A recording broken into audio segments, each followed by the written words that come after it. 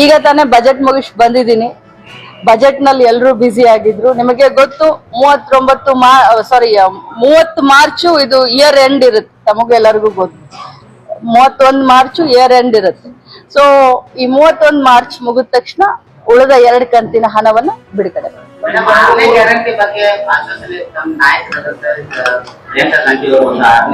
ಬಗ್ಗೆ ಏನದು 6ನೇ ಗ್ಯಾರಂಟಿ? ಕಾರ್ಯಕರ್ತರಿಗೆ ಒಂದು ಗೌರವಧನವನ್ನು ಹೆಚ್ಚಳ ಮಾಡ್ತೀವಿ. ಬಹಳಷ್ಟು ಹೋಮ್ ವರ್ಕ್ ಮಾಡ್ಕೊಂಡು ಬಂದಿದ್ದಾರೆ ನನ್ನ ಅಣ್ಣ ತಮ್ಮಂದ್ರು.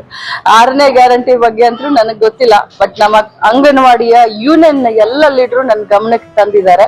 ಮಾನ್ಯ ಮುಖ್ಯಮಂತ್ರಿಗಳ ಜೊತೆ ನಮ್ಮ ಅಂಗನವಾಡಿಯ ಯೂನಿಯನ್ಗಳ ಲೀಡರ್ಗಳ ಮೀಟಿಂಗ್ ಅನ್ನು ಕೂಡ ಮಾಡಿಸಿದ್ದೀನಿ. ಸೊ ತಮ್ಮೆಲ್ಲರಿಗೂ ಹೇಳಲಿಕ್ಕೆ ನನಗೆ ಸಂತೋಷ ಅನ್ಸುತ್ತೆ. ಅವರ ಒಂದು ಬೇಡಿಕೆಗೆ, ಯಾಕಂತಂದ್ರೆ 2017ಕ್ಕೆ ಮಾನ್ಯ ಮುಖ್ಯಮಂತ್ರಿಗಳಾದಂತ ಸಿದ್ದರಾಮಯ್ಯನವರು ಇದ್ದಾಗ್ಲೇನೆ ಅವರ ಗೌರವಧನವನ್ನ 2,000 ಹೆಚ್ಚಿಗೆ ಮಾಡಿ ಅದಾದ ಕಾರ್ಯಕರ್ತರಿಗೆ ಒಂದು ಗೌರವಧನವನ್ನು ಹೆಚ್ಚಳ ಮಾಡ್ತೀವಿ. ಬಹಳಷ್ಟು ಹೋಮ್ ವರ್ಕ್ ಮಾಡ್ಕೊಂಡು ಬಂದಿದ್ದಾರೆ ನನ್ನ ಅಣ್ಣ ತಮ್ಮಂದ್ರು. 6ನೇ ಗ್ಯಾರಂಟಿ ಬಗ್ಗೆ ಅಂತೂ ನನಗೆ ಗೊತ್ತಿಲ್ಲ, ಬಟ್ ನಮ್ಮ ಅಂಗನವಾಡಿಯ ಯೂನಿಯನ್ ಎಲ್ಲ ಲೀಡರು ನನ್ನ ಗಮನಕ್ಕೆ ತಂದಿದ್ದಾರೆ. ಮಾನ್ಯ ಮುಖ್ಯಮಂತ್ರಿಗಳ ಜೊತೆ ನಮ್ಮ ಅಂಗನವಾಡಿಯ ಯೂನಿಯನ್ಗಳ ಲೀಡರ್ಗಳ ಮೀಟಿಂಗ್ ಅನ್ನು ಕೂಡ ಮಾಡಿಸಿದ್ದೀನಿ. ಸೊ ತಮ್ಮೆಲ್ಲರಿಗೂ ಹೇಳಲಿಕ್ಕೆ ನನಗೆ ಸಂತೋಷ ಅನಿಸುತ್ತೆ.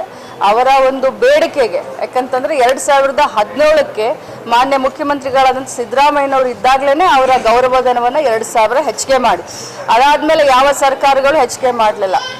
ಆಮೇಲೆ ಕೇಂದ್ರ ಸರ್ಕಾರ ಬರೀ 2,000 ಕೊಡುತ್ತೆ, ಅದಕ್ಕೆ 9,000 ರೂಪಾಯಿ 9,500 ರೂಪಾಯಿಯನ್ನ ರಾಜ್ಯ ಸರ್ಕಾರ ಕೊಡುತ್ತೆ ಗೌರವಧನ. ಕೇಂದ್ರದಿಂದ ಬರೀ 2,500 ಬರುತ್ತೆ. ಸೊ ಕೇಂದ್ರದಲ್ಲೂ ಕೂಡ ಸುಮಾರು 15 ವರ್ಷದಿಂದ ಅಂಗನವಾಡಿಯ ಕಾರ್ಯಕರ್ತರಾಗ್ಲಿ ಸಹಾಯಕರದಾಗ್ಲಿ ಗೌರವಧನ ಹಂಚಿಕೆ ಮಾಡಲಿಲ್ಲ. ಸೊ ನಾವು ಈ ಬಜೆಟ್ನಲ್ಲಿ ಘೋಷಣೆ ಮಾಡಿದ್ದೀವಿ, ಕಾರ್ಯಕರ್ತರಿಗೆ 1,000 ರೂಪಾಯಿ, ಸಹಾಯಕರಿಗೆ 500ನ ನಾವು 750 ನಾವು ಘೋಷಣೆ ಮಾಡಿದ್ದೀವಿ. ಅವರು 6ನೇ ಗ್ಯಾರಂಟಿಯ ಬೇಡಿಕೆ ಏನಿದೆಯೋ, ಇನ್ನು 3.5 ವರ್ಷ ನಮ್ಮ ಸರ್ಕಾರ ಸದೃಢವಾಗಿದೆ, ಅಷ್ಟರೊಳಗಡೆ ಅವರ 6ನೇ ಗ್ಯಾರಂಟಿ ಕೂಡ ಈಡೇರಿಸ್ತೀವಿ.